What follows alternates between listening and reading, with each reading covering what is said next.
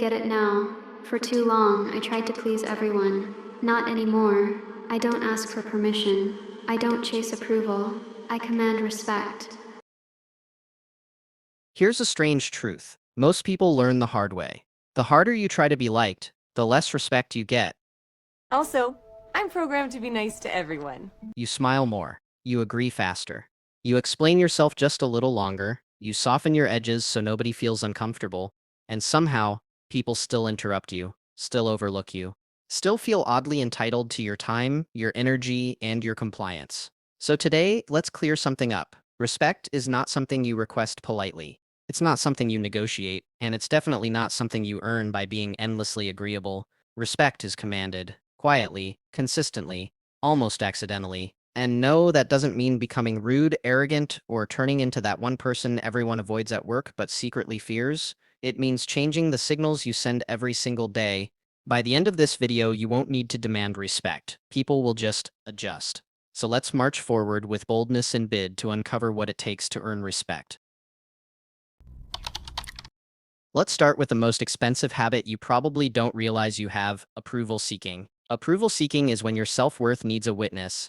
When every decision quietly asks, "Is this okay with everyone?" It shows up as over-explaining perfectly reasonable decisions, apologizing for existing in shared space, softening statements so no one misinterprets your confidence as audacity, and changing opinions mid-sentence when the room shifts. Here's the brutal part. Approval seeking doesn't make you kind, it makes you predictable, and predictable people are easy to ignore. There's a difference between kindness and compliance. Kindness is a choice. Compliance is fear dressed up as politeness. Respect begins the moment you stop auditioning for acceptance. The shift is simple but uncomfortable. You state your position once, clearly, calmly, and then you stop talking. No justification tour, no emotional footnotes. I'm gonna stop talking now. No preemptive apologies for existing. People don't respect confidence because it's loud. They respect it because it doesn't need reinforcement. If approval seeking is the signal, boundaries are the proof. People without boundaries don't get respect. They get used, politely of course. A boundary isn't an ultimatum. It's not aggression. It's not a dramatic speech about self-care. A boundary is simply this: this is what I accept, this is what I don't, and I will act accordingly. Notice something important. Boundaries don't require other people's agreement. They require consistency. You can say no without explaining your childhood. You can decline without offering alternatives. You can step back without writing a resignation letter from the relationship. And yes, people will test your boundaries, not because they're evil, but because humans probe limits the way water finds cracks. The paradox? The firmer your boundaries, the safer people feel around you. Why? Because clarity is calming, and unclear people create social friction. Respect doesn't come from being endlessly available, it comes from being reliably unavailable to nonsense.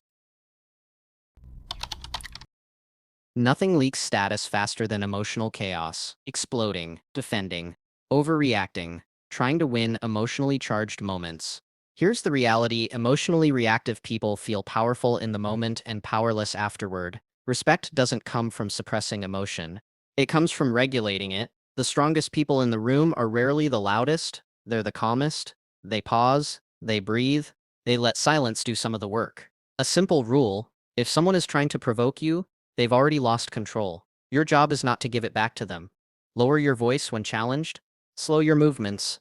Say less. Silence when used deliberately is not weakness. It's authority without explanation. Being respected isn't about being emotionless, it's about being unshakable. Let's get practical.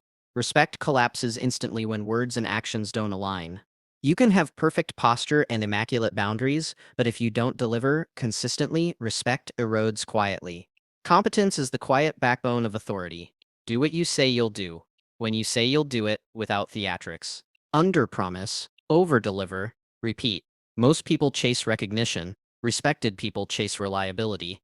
And when mistakes happen, because they will, own them fast. Fix them faster. No excuses, no performances.